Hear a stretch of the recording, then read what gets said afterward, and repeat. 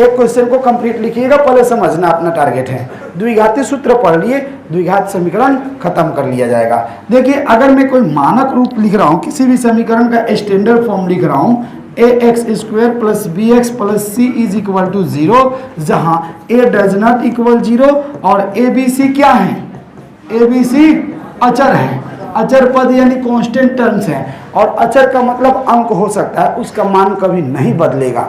Okay, तो यहाँ a किसको बोला गया है, तो स्क्वायर के गुणांक को a बोला गया है। देख रहे हो ना, x² यानी जो चर होगा उसका स्क्वायर का गुणांक, जो स्क्वायर में गुणा होगा उसे a कहेंगे, जो x में गुणा होगा उसे b कहेंगे, और जिसमें कोई x नहीं है अचर पद को c कहेंगे।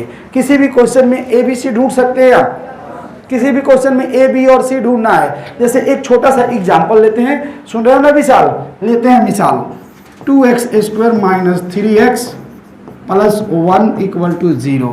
यहाँ a बराबर कितना है, a = 2, b = -3 और c = 1। सभी क्वेश्चन में आपको a b c ढूंढना है। कुछ लोग कंफ्यूज हो जाते हैं यहाँ पे आके, तो जो कंफ्यूजन होती है, केमिस्ट्री पढ़ाते तो अपवाद हो जाता है, अपवाद पे हम लोग जाके फोकस करेंगे। इसमें जहाँ जहाँ तुम रुक सकते हो वहाँ वहाँ मैं आऊँगा। जैसे 3x² + 5/2x - 1 = 0, तो ऐसे भी कह सकते हैं a = 3, b = 5/2, c = -1। एक तरीका। दूसरा तरीका देख लीजिए कहने का, बट्टा में से पूरा ही हटा दीजिए, भिन्न का जोड़ कर लीजिए, या फिर लंगड़ा भिन्न कर लीजिए। लंगड़ा भिन्न जानते हो, देखिए इसके पैर है, इसका पैर नहीं है, तो ये दोनों लंगड़ है, इसका पैर है, तो लंगड़ा भिन्न करने का, जिसके पास पैर नहीं है उसको दे दीजिए, ये इसको भी दे देगा, ये इसको भी दे देगा, गुणा कर लीजिए। 3 दूना 6x², और इसके पैर है तो नहीं देगा इसको, 5x, और यहाँ 2 एकम 2 और बटा में 2 बराबर 0। 2 उधर जाके हो गया 0, क्योंकि 2 इधर भाग में है ना, उधर जाएगा तो बटा हो जाएगा, यस बटा होगा, उधर गुणा होगा, तो इधर से गुणा हुआ, और 6x² और प्लस 5x यानी 5x और -2 बराबर 0। अब इसमें a बराबर 6, b = 5 एंड c = -2। कोई भी क्वेश्चन होगा a b c ढूंढ सकते हैं आप लोग। तो इसको मैंने क्या किया, इरेज कर दिया, इसको मैंने इरेज किया। अब द्विघाती सूत्र से अल्फा बीटा कैसे निकालते हैं, अल्फा बीटा निकालने का क्या तरीका होता है, तो आप लोग एक डी नामक प्राणी निकाले थे, विवेचक नहीं निकाले थे। आज डी की बात करते हैं। डी होता क्या है, डी मतलब होता है डिस्क्रिमिनांट, विवेचक।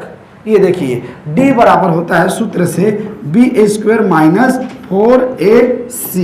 डी का वैल्यू होता है b² - 4ac। abc ढूंढ लिए हो, अब वहाँ b का वैल्यू रखिए, a का और c का। अब यही जो वैल्यू आएगा उसको d कहेंगे, और d का मान प्लस में आएगा। यदि d का मान बड़ा होगा 0 से बड़ा, उसी को ना कहते हैं प्लस, इसको कहते हैं हम लोग प्लस BE माने पॉजिटिव। d का मान देखिए, एक लाइन और छोड़ के, यदि d का मान बराबर हुआ 0 के, और d का मान, इधर जगह नहीं बन पा रहा है, मैं इधर कर दे रहा हूँ। देखिए d का मान पॉजिटिव हुआ बड़ा से 0 से, तो d का मान बराबर 0 के, और एक बार d का मान छोटा 0 के, मतलब इसको क्या कहेंगे हम लोग, नेगेटिव, माइनस कहेंगे। जब d का मान निकालेंगे, कभी हो सकता है 5 आ जाए, कभी -2 आ जाए, कभी 0 आ जाए। जब प्लस में आएगा, जब प्लस में आएगा तो कहेंगे इस द्विघात समीकरण का मूल वास्तविक होंगे। मूल क्या होंगे, मूल बोले तो शून्यक, मूल को हम लोग कहते हैं शून्यक। शून्यक को अंग्रेजी में कहा जाता है जीरोज या फिर रूट। मूल वास्तविक होंगे, वास्तविक तो होंगे, लेकिन एक ध्यान और रखिएगा कि दोनों मूल अलग अलग होंगे।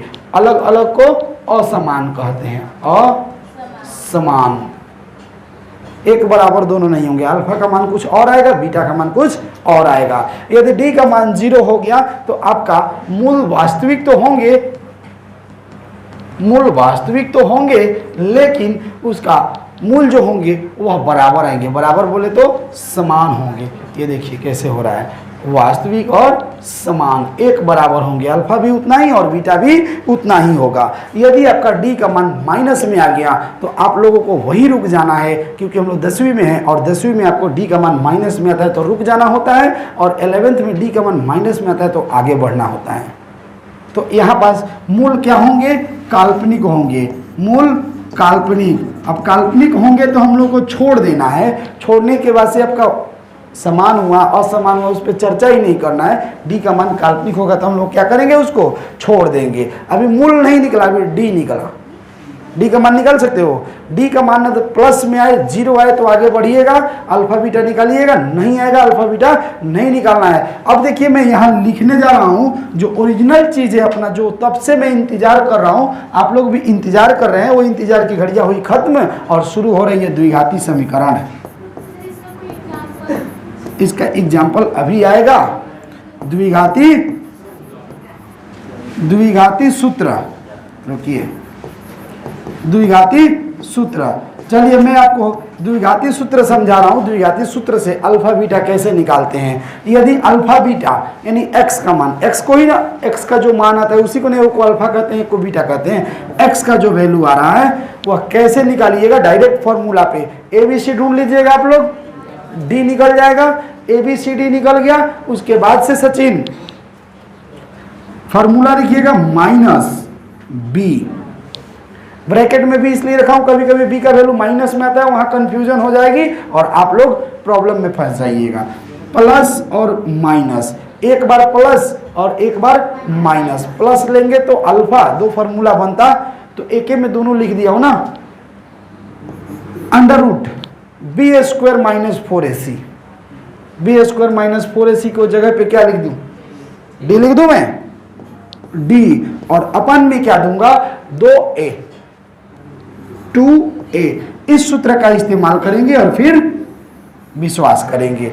इस फॉर्मूला पे देखिए अल्फा बीटा में निकालने जा रहा हूं, किसी एक क्वेश्चन का अल्फा भी और बीटा भी। यदि डी का मान पहले निकालेंगे अलग अलग आएगा तो मैं आपको एक बहुत ही खतरनाक सा एग्जाम्पल, जो हम लोग एक बार पूर्ण वर्ग से भी किए हैं, उसी एग्जाम्पल को मैं फिर से उठा रहा हूं।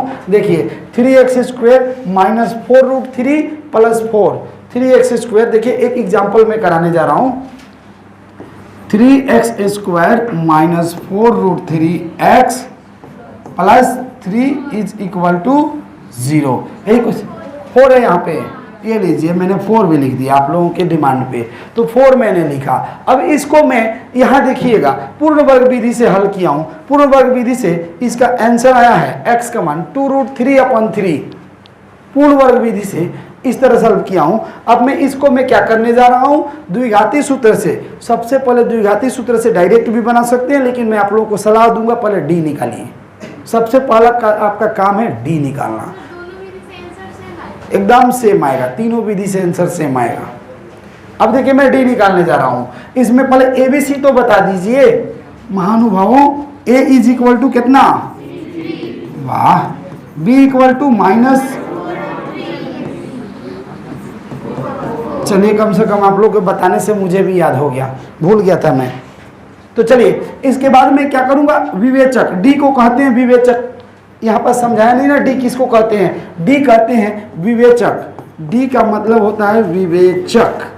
डिस्क्रिमिनांट, डिस्क्रिमिनांट शॉर्टकट में बड़का डी लिख दिए हैं तो विवेचक हो गया, और उसी को हम लोग पहले ज्ञात करेंगे। विवेचक क्यों ज्ञात कीजिएगा, कब कब ज्ञात कीजिएगा, तो मैं बता रहा हूं कि यदि क्वेश्चन में आपको अल्फा बीटा नहीं पूछ के केवल पूछ दे कि इसके मूल की प्रकृति बताइए, मूल कैसा होगा, मूल की प्रकृति बताइए, तो डी निकालिएगा।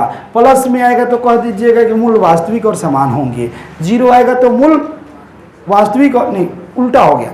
अगर प्लस में आएगा तो वास्तविक और असमान होंगे, डी का मान 0 आएगा तो वास्तविक और समान होंगे, और डी का मान माइनस में आएगा तो कह दीजिएगा मूल काल्पनिक होंगे। तो ये प्रकृति हुई, ये मूल की क्या हुई? ये प्रकृति है। ये सब चीज, ये जो चीज लिखा गया है वह मूल की प्रकृति है।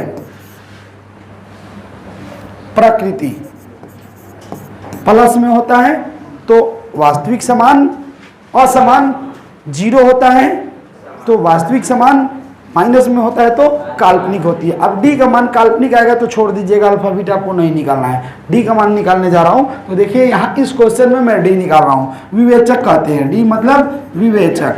विवेचक को अंग्रेजी में डिस्क्रिमिनेंट या बड़का डी कहते हैं। इक्वल टू फॉर्मूला होता है बी स्क्वायर माइनस 4ac होता है ना, बी स्क्वायर देख लीजिए, बी स्क्वायर माइनस 4ac। आप लोगों को सलाह दे रहा हूँ बिना ब्रैकेट का कभी मत कीजिएगा, बिना ब्रैकेट का कीजिएगा ना तो जल्दी का काम शैतान का। माइनस की गलती कर सकते हैं आप, अगर आपका मतलब बहुत ज़्यादा इस पे कॉन्फिडेंस है तभी बिना ब्रैकेट का कीजिएगा, नहीं तो माइनस प्लस की गलतियां हो जाती है। बी के जगह पर बी का मान देखिए 4√3, एक बी स्क्वायर माइनस 4a, ए का वैल्यू 3 और सी का वैल्यू 4। चलिए इसका स्क्वायर कीजिएगा, माइनस का स्क्वायर प्लस 4 का स्क्वायर 16,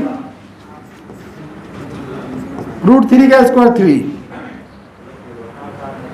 माइनस 4 इंटू 3 इंटू 4, 4 3 जा 12, 12 4 जा 48, यानी 4 तिहाई 12, 12 चौके 48। अब इधर देखिएगा 16 तिहाई 48 में से 48 गया, क्या बना 0 बना। और इस कंडीशन में अगर केवल क्वेश्चन ये दे के पूछा होता कि मूलों की प्रकृति बताएं, केवल क्वेश्चन इतना दे के अगर पूछ दिया कि मूलों की प्रकृति कैसी होगी तो आपको वहां जवाब देना है कि इसमें मूलों की प्रकृति, डी का मान निकाल के कहिएगा कि मूलों की प्रकृति वास्तविक और समान होगी, यानी कि दोनों निकालेंगे अल्फा और बीटा दोनों एक बराबर होंगे।